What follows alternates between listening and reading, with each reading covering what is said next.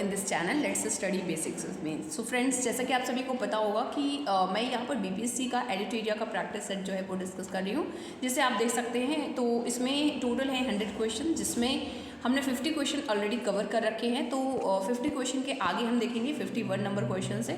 तो ये सब क्वेश्चंस हमने डिस्कस किया है प्रीवियस वाले वीडियो में। अगर आपने नहीं देखा है तो प्लीज़ जाकर के उन वीडियोज़ को देखिए, आपके लिए काफ़ी ज़्यादा बेनिफिशियल होगा। आप अपने आप को देख पाओगे कि कितने क्वेश्चंस आप सही कर पा रहे हो।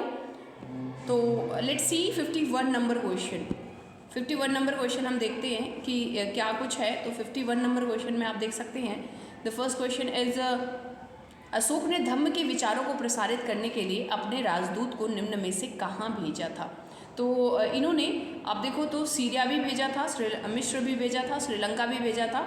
तो उपयुक्त तो सभी हो जाएगा। इवन श्रीलंका में तो उन्होंने अपनी पुत्री जो है संघमित्रा को भी भेजा था। ठीक है, महेंद्र और संघमित्रा को भी इन्होंने अपनी बेटी, अपने पुत्र और पुत्री दोनों को, महेंद्र और संघमित्रा, इन दोनों को श्रीलंका भेजा था कि जाइए इसका प्रचार प्रसार करिए, बौद्ध का प्रचार प्रसार करिए। तो आप सब देख सकते हो कि D option is the correct option. Next आते हैं 51 के बाद 52 नंबर क्वेश्चन में। यहाँ पर देख सकते हैं 52 नंबर क्वेश्चन है कि मौर्य साम्राज्य में अक्सर राजकुमारों को कौन सा पद दिया जाता था। तो मौर्य साम्राज्य में जो राजकुमार होते थे उन्हें अक्सर करके राज्यपाल का पद दिया जाता था। जो राज्यपाल होते थे यानी जो गवर्नर होते थे उस समय पर भी, जैसे आज के समय पर स्थानीय जगहों की नीति वगैरह को चेंज नहीं किया जाता है ज़्यादातर, वैसे ही उस समय पर राज्यपाल भले ही राजकुमार हो जाते थे, लेकिन जो नीतियाँ होती थी वो वहाँ की स्थानीयता के अनुसार ही होती थी। तो ये भी आपको ध्यान में रखना पड़ेगा। 53 नंबर क्वेश्चन में आते हैं, भारत को उपमहाद्वीप कहा जाता है क्योंकि बड़े आकार के कारण। क्योंकि ये आज भी आप देखो तो भारत की जो आकृति है, भारत का जो आकार है वो बहुत बड़ा है, और उसी के साथ में इसमें बहुत ज़्यादा विविधताएं देखने को मिलती हैं। तो आकार तो है ही, इसी के साथ विविधता है। नेक्स्ट ऑप्शन है समुद्री, पहाड़ी तथा पर्वतों से बटे होने के कारण। तो ये भी आपका सही हो जाएगा, C option is the correct option. Next आते हैं 54 नंबर में, महाजनपद काल में अनाज रखने के लिए किस पात्र का प्रयोग किया जाता था। तो महाजनपद काल, जिसमें आप 16 महाजनपदों के बारे में पढ़ते हैं, उन 16 महाजनपदों के काल में आपको चित्रित दूषण मृदभांड जो थे, जो कि मिट्टी के बने हुए बहुत ही सुंदर पॉलिश वगैरह करके ये मृदभांड बनाए गए होते थे, और उसमें अनाज वगैरह रखा जाता था, और किसी स्पेशल मौके पर भी इसका उपयोग किया जाता था। 55 नंबर क्वेश्चन में आते हैं, पांडुलिपियों का क्या महत्व है। प्राचीन ज्ञान विज्ञान की बातों की चर्चा करना, हाँ जी बिल्कुल सही है। राजाओं के जीवन की चर्चा की प्राप्ति, ये भी सही है। धार्मिक मान्यताओं व व्यवहारों की चर्चा, सही है। स्तंभ लेखों के अध्ययन में, तो सभी सही हो जाएगा। यानी 55 का D option is the correct option. 1, 2, 3, 4 सभी ऑप्शन जो है वो करेक्ट है। 56 में आते हैं, निम्नलिखित में कौन कुषाणों की दूसरी राजधानी थी। तो कुषाणों की दूसरी राजधानी जानने के लिए आपको सबसे पहले तो कुषाणों की पहली राजधानी, तो पहली जो राजधानी थी वो पुरुषपुर थी। पुरुषपुर, जो कि वर्तमान समय में पाकिस्तान में है, पेशावर नाम का स्थान। ठीक है, आप जानते होंगे। तो पेशावर जो है इनका पहली राजधानी थी कुषाणों की, और इनकी जो दूसरी राजधानी जो कि एक धार्मिक केंद्र था वो था मथुरा। तो ये आप ध्यान रखेंगे, जहाँ पर बहुत सारी विविधताएं, कला वगैरह देखने को मिलता है। बहुत सारे धार्मिक स्थल आज भी आपको देखने को मिलते हैं। अरिकामेडु नामक प्राचीन पत्थर निम्नलिखित में से कहाँ स्थित था। तो अरिकामेडु जो है वो पुडुचेरी में ये पत्थर देखने को मिलता है। नेक्स्ट आते हैं, जातक कथाओं का संकलन निम्नलिखित में किसके द्वारा किया गया। तो बौद्ध अनुयायियों के द्वारा जातक कथाओं के बारे में उल्लेख किया गया है। इसमें ही हम गौतम बुद्ध के बारे में जान सकते हैं कि गौतम बुद्ध जो है वो किस तरह से उनकी पूरी कहानी के बारे में दिया हुआ है। तो बौद्ध अनुयायी आप याद रखेंगे। आगे चलते हैं 59 नंबर में, दक्षिण भारत तमिल क्षेत्र में बड़ी भूस्वामियों को क्या कहा जाता था। तो जो बड़े भूस्वामी थे दक्षिण भारत में, उन्हें वेल्लला कहा जाता था। अधिमई की बात करें तो अधिमई जो थे वो छोटे जो हलवा होते थे, जो छोटे किसान होते थे, इट मीन्स की खेती वगैरह करते थे, उनको अधिमई कहते थे। अगर वहीं पर हम बात करते हैं, सॉरी, ये अधिमई जो थे, जो अधिमई थे, इनके पास कोई भी भूमि नहीं होती थी, यानी ये भूमिहीन मजदूर थे। क्या थे ये? भूमिहीन जो थे वो मजदूर थे, भूमिहीन मजदूर थे अधिमई। वहीं पर उड़वार की बात करते थे तो ये छोटे हलवार होते थे, जो कि जिनके पास खेत वगैरह कम होता था। आगे चलते हैं 59 के बाद 60 नंबर क्वेश्चन पर। तो 60 में आप देख सकते हैं कि अफगानिस्तान से प्राप्त होने वाले कंधार अभिलेख के संबंध में निम्नलिखित कथनों पर विचार कीजिए। पहला है, अभिलेख पर अशोक शासक का आदेश उत्कीर्णित करवाया गया था। बिल्कुल सही है। इसे ब्राह्मी भाषा में लिखा गया था, नहीं। ब्राह्मी अफगानिस्तान में देखो जो अभिलेख वगैरह थे वो ज़्यादातर यूरोपियन से संबंधित थे, तो ये जो है यूनानी भाषा से संबंधित था। तो दूसरा ऑप्शन आपका गलत हो जाएगा, A option is only correct. 61 में आते हैं, पुरातात्विक स्रोतों के संबंध में निम्नलिखित में कौन सी चीज़ें शामिल होती हैं? अभिलेख होता है, हाँ जी बिल्कुल होता है। मिट्टी के बर्तन भी होते हैं, जानवरों की हड्डियाँ भी होती हैं, धातु भी होता है, औजार भी होता है, आभूषण भी होते हैं। यानी कि सभी के सभी ऑप्शन जो है वो करेक्ट हो जाएंगे। C option is the correct option. 62 में आते हैं, निम्नलिखित प्रारंभिक मानव आखिर तक खाद्य संग्राहक के रूप में एक जगह से दूसरी जगह क्यों घूमते थे? पहला, एक जगह रुकने के कारण वहाँ के फल वृक्ष तथा जानवरों को खाकर समाप्त कर देते थे। बिल्कुल सही है। जो एक जगह से दूसरी जगह घूमते थे तो उनका ये रहता था मंतव्य कि एक जगह वो रहते थे, खाते पीते थे, वहाँ की चीज़ें खत्म हो जाती थी तो फिर दूसरी जगह जाते थे। ठीक है। शिकारों को ढूंढने के कारण, ये भी सही है क्योंकि एक जगह पर शिकार कितने दिन तक रहेंगे, जहाँ पर वो बस जाएंगे वहाँ से शिकार खत्म हो जाएंगे तो फिर वो दूसरी जगह पर शिफ्ट हो जाते थे। मवेशी का चारा ढूंढने के लिए ऐसे ही चारा खत्म हो जाता तो दूसरी जगह शिफ्ट हो जाते थे। मौसम बदलने के कारण, मौसम बदलता था तो उनको कठिनाइयाँ होती थी, तो जैसे उनके अपने अनुसार वो बदलते रहते थे, जगह अपना बदलता रहता था उनका। तो यहाँ पर भी डी ऑप्शन 1 2 3 4 सभी सही हो जाएगा। नेक्स्ट आते हैं, आहत सिक्के के संदर्भ में विचार कीजिए।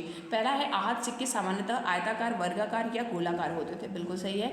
आहत सिक्के को सामान्यतः ढालकर बनाया गया होता था, नहीं। आहत सिक्के जो है वो उन्हें आहत करके बनाया गया होता था, तो दूसरा गलत है। यह सिक्के चांदी या तांबे की विभिन्न आकृतियों के होते थे। बिल्कुल सही है। तो पूछा है कौन सा गलत है, तो गलत दूसरा ऑप्शन है, इट मीन्स केवल 2, B option is the correct option. 63 के बाद आते हैं 64 में, मथुरा के अभिलेखों में निम्न में से किसका उल्लेख मिलता है? सुनारों का मिलता है, लोहारों एवं बुनकरों का मिलता है, टोकरी व माला बनाने वालों का, सभी का मिलता है। तो 64 का डी हो जाएगा। 65 में आते हैं, देखिए हम यहाँ पर बिना टाइम वेस्ट किए क्वेश्चंस को डिस्कस कर रहे हैं ताकि ज़्यादा से ज़्यादा चीज़ें आपकी प्रिपेयर हो सके। 65 में आते हैं, संगमकालीन व्यापार के संदर्भ में निम्नलिखित में कौन सा कथन सही नहीं है? व्यापारी सामानों को ले जाने के लिए केवल समुद्री मार्ग, देखो यहाँ केवल समुद्री मार्ग दिया है, तो ऐसा नहीं है। संगम कालीन में समुद्री मार्ग भी होता था प्लस लैंड मार्ग जो जमीनी स्थल था उससे भी होता था, तो यही गलत है। और पूछा है कौन सा सही नहीं है, तो यही सही नहीं है, तो यही आपका सही हो जाएगा। दूसरा भी स्टेटमेंट आप देख लीजिए, दक्षिण भारत सोने, मसाले, खासतौर पर काली मिर्च तथा कीमती पत्थरों के लिए प्रसिद्ध था, तो हाँ बिल्कुल प्रसिद्ध था। दक्षिण भारत में रोम से व्यापार के प्रमाण स्वरूप अनेक रोमन सोने के सिक्के मिले हैं, तो बिल्कुल सही है, सी भी सही है। तो गलत जो था वो पहला सही था, इसलिए ये आपका हो जाएगा। बुद्ध की जीवनी, बुद्ध चरित्र के रचनाकार निम्नलिखित में से कौन से थे? तो बुद्ध की जीवनी जो बुद्ध चरित्र थे उसको अशोक घोष ने लिखा था, तो ये आपका 66 का डी नंबर क्वेश्चन सही हो जाएगा। 67 में आते हैं, बौद्ध धर्म के प्रसार के संदर्भ में निम्नलिखित कथनों पर विचार कीजिए। पहला, बौद्ध धर्म दक्षिण पूर्व की ओर श्रीलंका, म्यांमार, थाईलैंड तथा इंडोनेशिया सहित दक्षिण पूर्व एशिया के अन्य भागों में भी फैला था। बिल्कुल सही है। यह क्षेत्रों में थेरवाद नामक बौद्ध धर्म का आरंभिक रूप कहीं अधिक प्रचलित था, तो ये भी सही है। यानी 67 का जो सही है वो 67 का C option is the correct option. 68 में आते हैं, प्रायः स्तूपों के चारों ओर परिक्रमा करने के लिए एक वृत्ताकार पथ होता था, जिसे क्या कहते हैं? तो इसे प्रदक्षिणा पथ कहते हैं। ये भी आप ध्यान रखेंगे, जो जिसके चारों ओर जो है लोग घूमते हैं, ठीक है, चक्कर लगाते हैं। 69 नंबर क्वेश्चन में आते हैं, प्रारंभिक मानव निम्न में से किस आधार पर पौधों तथा जानवरों का चयन करते थे जिनके बीमार होने की संभावना कम होती थी? बिल्कुल सही है, वो जो सीड्स जो है वो अच्छे होने चाहिए, तो प्रारंभिक समय में भी ऐसा होता था, तो ये सही है। बड़े दाने तथा मजबूत डंठल वाले पौधे, ये भी सही है। अहिंसक जानवर, ये भी सही है, यानी कि सी ऑप्शन जो है वो सही हो जाएगा 69 का सी। 70 में आते हैं, चोलों का पत्तन, महत्वपूर्ण पत्तन कौन सा था? तो मदुरै, भरूच, पुहार, तो पुहार जो है इनका महत्वपूर्ण पत्तन था, ये भी आप ध्यान रखेंगे। 70 में आ जाते हैं, 71 में, बुर्ज होम में आवास के संबंध में निम्नलिखित कथनों पर विचार कीजिए। बुर्ज होम में लोग गड्ढे के नीचे घर बनाते थे, हाँ जी सही है। पुरातत्वविदों को झोपड़ियों के अंदर तथा बाहर दोनों ही स्थानों पर आग जलाने की जगह थी, तो दोनों ही सही है, इट मीन्स की C option is the correct option. 71 के बाद आते हैं 72 नंबर क्वेश्चन में, कुषाणों के समय बौद्ध धर्म की नई शाखा का विकास हुआ। देखिए, तो कुषाण जब थे कनिष्क के समय में ही कुंडलवन में चतुर्थ बौद्ध संगीति का आयोजन जो है वो किया गया था, तो यहाँ पर ही हीनयान तो था ही, यानी कि उसमें एक नई शाखा जोड़ दी जाती है, महायान की शाखा, तो हीनयान और महायान 2 पार्ट्स वहाँ पर हो जाते हैं, तो B option is the correct option. Next आते हैं 73 नंबर पर, हड़प्पाई संस्कृति के संबंध में सही मिलान कीजिए। तो सोना जो है वो कर्नाटक के कोलार में आज भी हमें देखने को मिलता है, तांबा जो है वो आपको राजस्थान में, और टीन जो है वो अफगानिस्तान, यानी पहले का बी हो जाएगा और दूसरे का ए, पहले का बी, दूसरे का ए, यानी B option is the correct option and तीसरे का सी सही है। 74 में आते हैं, हड़प्पाई सभ्यता के अंत के संबंध में इतिहासकारों के क्या क्या अटकलें लगाई? नदियों के सूखने के कारण, हाँ जी, ये नदियाँ सूखी इसलिए सभ्यता जो है वो नष्ट हो गई, ये लोगों का कहना है। जंगल के विनाश होने के कारण, ये भी लोगों का कहना है। चारागाह मैदान समाप्त होने के कारण सही है। बाढ़ के कारण, शासकों के नियंत्रण समाप्त होने के कारण। तो सभी के अलग अलग मंतव्य हैं, ये सभी ने कहा है, यानी कि D option is the correct option. 75 में आते हैं, हड़प्पा सभ्यता के अंत होने के क्या परिणाम हुआ? हड़प्पाई नगरों का लोगों ने छोड़ दिया, हाँ जी सही है। मोहर लेखन तथा पाटों का प्रयोग बंद हो गया, कच्चे माल का आयात घट गया, नए बस्तियों की संख्या बढ़ गई, हाँ जी सभी सही हो जाएगा, यानी कि D option is the correct option. 76 में आते हैं, सिल्क रूट पर नियंत्रण रखने वाले शासकों में सबसे प्रसिद्ध कौन सा था? तो देखिए सिल्क रूट जो है वो जो उत्तर में शासन कर रहा होगा वही जो है इसका नियंत्रण कर पाएगा। तो आप देखो पांड्य, चेर और सातवाहन, ये सब तो दक्षिण भारत के थे, ठीक है, ये सब तो दक्षिण भारत के थे, तो ये तो कभी भी हो ही नहीं सकते। तो जो कुषाण थे इन्होंने ही सिल्क रूट क्या था, जो चाइना से, क्योंकि चाइना में रेशम का उत्पादन बहुत ज़्यादा होता था और चाइना से जो भी रेशम उधर की तरफ जाता था यूरोप या अरेबियन कंट्रीज़ में, तो वो वाला जो रास्ता था उसको बोलते थे सिल्क रूट। तो कुषाणों ने जो है इस पर नियंत्रण रखा था। आगे आते हैं 77 में, अश्वघोष जिसने बुद्ध की जीवनी लिखी किसके दरबारी कवि थे? तो जो अश्वघोष थे ना वो कनिष्क के दरबारी कवि थे, तो ये भी आप ध्यान में रखेंगे। आगे आते हैं 77, तो 77 का आपका बी ऑप्शन जो है वो करेक्ट हो जाता है। 78 में आते हैं, रोमन साम्राज्य में भारत के किस वस्तु की मांग सबसे अधिक थी? तो रोमन साम्राज्य में काली मिर्च की जो है भारत से मांग सबसे अधिक थी। रेशमी वस्त्र तो चाइना से ज़्यादातर जाते थे। सोना वगैरह इंडिया में इतना ज़्यादा प्रोडक्शन नहीं होता था, तो सी ऑप्शन जो है वो यूरोपियन भी इसी के लिए ज़्यादा जो है अट्रैक्टिव थे। 79 में आते हैं, पुलकेशिन द्वितीय के बारे में कौन सा कथन सत्य नहीं है? ऐहोल शिलालेख पुलकेशिन द्वितीय की विजय का वर्णन करता है, ठीक है। गुप्तों के खिलाफ लड़ाई में उनकी मृत्यु हो गई, देखो ये गलत है, तो इसलिए ये आपका सही हो जाएगा क्योंकि पूछा है कौन सा सही नहीं है। तो 79 का आपका बी हो जाएगा, 79 का B option is the correct option. बाकी के भी ऑप्शन हम देख लेंगे। नरसिंह वर्मन ने पुलकेशिन द्वितीय को हराया और वातापी पर कब्जा किया, ये भी सही है। पुलकेशिन द्वितीय ने 610 से 642 ईस्वी तक शासन किया, ये भी सही है, यानी कि जो गलत है वो बी स्टेटमेंट सही है। 80 में आते हैं, जाट राज्य अपने किस राजा के समय शक्तिशाली रूप में उभरा? तो राजा सूरजमल थे, इनके समय में जाट राज्य जो है वो काफ़ी शक्तिशाली हुए थे। 16वें वित्त आयोग के चेयरमैन नियुक्त किए गए थे, तो 16वें वित्त आयोग के जो चेयरमैन नियुक्त किए वो अरविंद पनगड़िया, इनके बारे में और भी आप जान लेना। ये नीति आयोग के पहले उपाध्यक्ष थे, ठीक है। तो ये कुछ इंपॉर्टेंट फैक्ट्स हैं जो आप याद रखेंगे। 82 नंबर में आते हैं, केंद्र सरकार ने पिछले कुछ वर्षों में राष्ट्र विरोधी गतिविधियों में संलिप्त होने के कारण किन संगठन पर प्रतिबंध लगा दिया था? तहरीक-ए-हुर्रियत बिल्कुल सही है, इस पर भी प्रतिबंध लगा था। जमात-ए-इस्लामी पर भी लगा था, जम्मू कश्मीर लिबरेशन फ्रंट पर भी लगा था and Jammu Kashmir democratic front पर भी लगा था, यानी कि सभी ऑप्शन हो जाएंगे। D option is the correct option. 83 में आते हैं, किसे हाल ही में MS स्वामीनाथन पुरस्कार से सम्मानित किया गया था? तो लाल कृष्ण आडवाणी, S जयशंकर, BR कंबोज। तो BR कंबोज जो हैं इन्हीं को ही इससे जो है वो सम्मानित किया गया है MS स्वामीनाथन पुरस्कार से। 84 में आते हैं, संयुक्त सैन्य अभ्यास डेजर्ट साइक्लोन भारत के किस देश के बीच आयोजित किया जाता है? तो ये इंडिया और UAE के बीच यानी संयुक्त अरब अमीरात के बीच में आयोजित किया जाता है।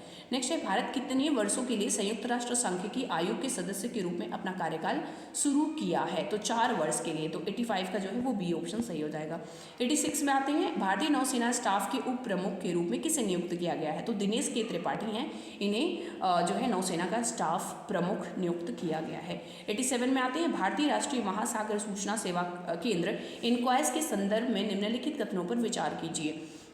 यह पर्यावरण, वन और जलवायु परिवर्तन मंत्रालय के तहत एक स्वायत्त संगठन है, जी नहीं बिल्कुल गलत है। इनक्वायस भारत में सुनामी के संबंध में भविष्यवाणी और प्रारंभिक चेतावनी के लिए नोडल एजेंसी है, सही है। इसकी स्थापना 1999 में हुई थी तथा इसका मुख्यालय नई दिल्ली में है, गलत है। इसका बी ऑप्शन यानी कि केवल एक स्टेटमेंट जो है वो सही हो जाएगा, एक, केवल एक, ठीक है। अच्छा, कितने कथन सही हैं? तो इसमें 2 कथन जो है, एक कथन 87 का केवल एक कथन और वो दूसरा कथन जो है वो सही है। 88 में आते हैं, एक्सरे पोलरोमीटर सैटेलाइट के संबंध में कथनों पर विचार कीजिए। एक्सपोसैट नासा द्वारा लॉन्च किया गया दुनिया का दूसरा उपग्रह आधारित मिशन है जो एक्सरे पोलरोमेट्री माप के लिए समर्पित है। ठीक है, यह मिशन 5 साल की अवधि के लिए पृथ्वी की निचली कक्षा में संचालित होगा। गलत है, ये दोनों ही स्टेटमेंट गलत है। इट मीन्स कि 88 का डी हो जाएगा। 88 का D option is the correct option.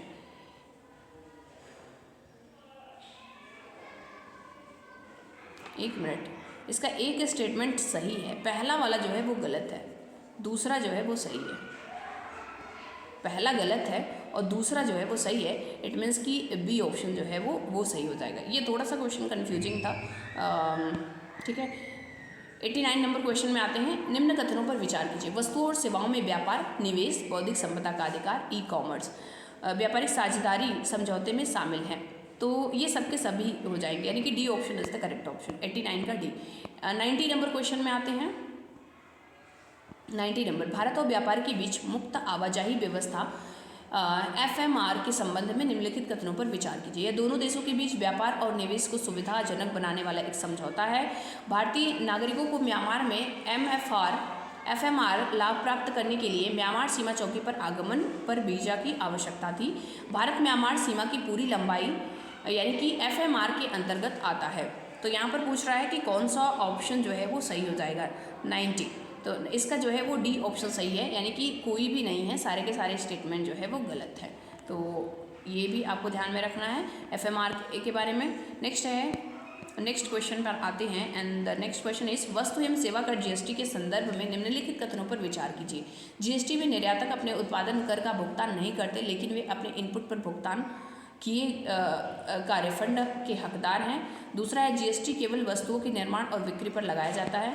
तीसरा है GST स्थापना के तहत वस्तुओं और सेवाओं को केवल उनकी आवश्यक प्रकृति के आधार पर विभिन्न कर स्लैब में वर्गीकृत किया जाता है। तो ये तीसरा तो जो है वो आपका गलत हो जाता है, यानी 91 का जो सही है वो आपका ए है।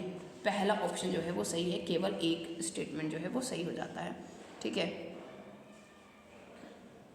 दूसरा और तीसरा जो है वो रॉन्ग है।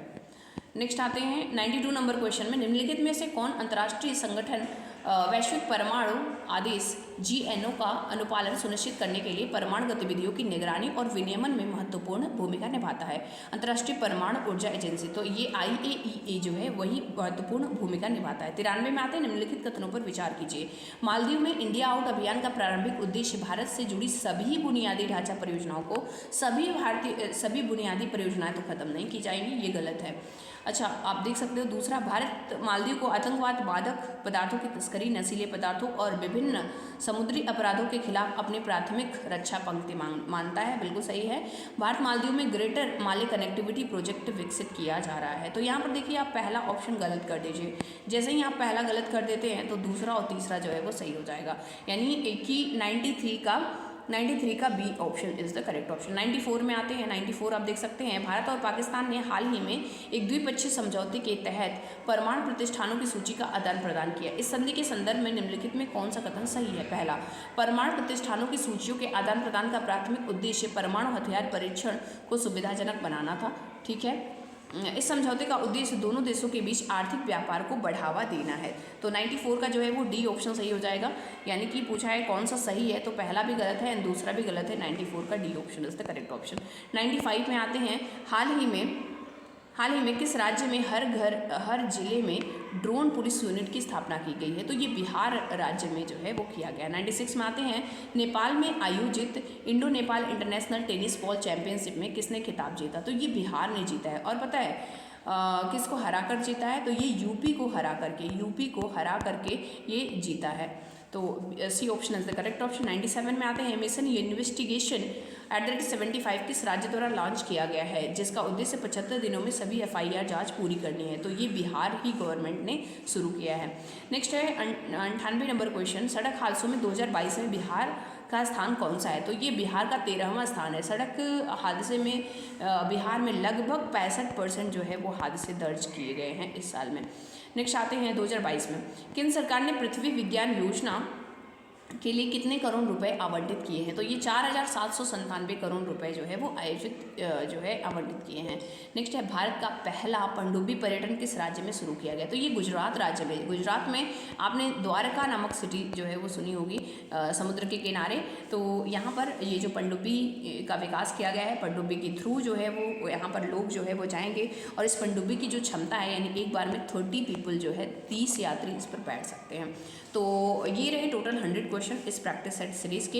होप सो आपको ये पसंद आया होगा और अगर आपको ये सीरीज़ अच्छी लगती है तो मैं ज़्यादा से ज़्यादा ट्राई करूँगी कि और भी ज़्यादा टेस्ट जो है वो मैं ले करके आऊँ। तो होपफुली आपको ये अच्छा लगा होगा, बेहतर लगा होगा। Thank you, thanks for watching.